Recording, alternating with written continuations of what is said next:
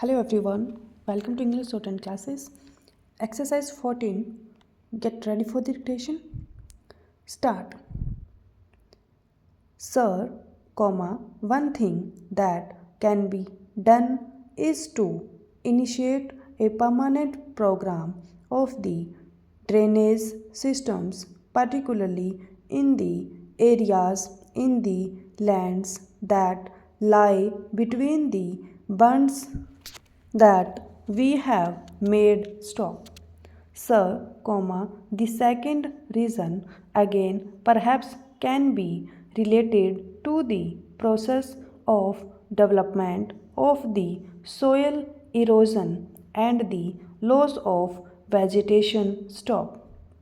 I would suggest that every river basin with all the tributaries which flow into the main river must have a future plan for flood safety stop. That basin must be studied in its geographical and in its ecological aspects stop. A flood safety plan must be evolved and progressively implemented stop.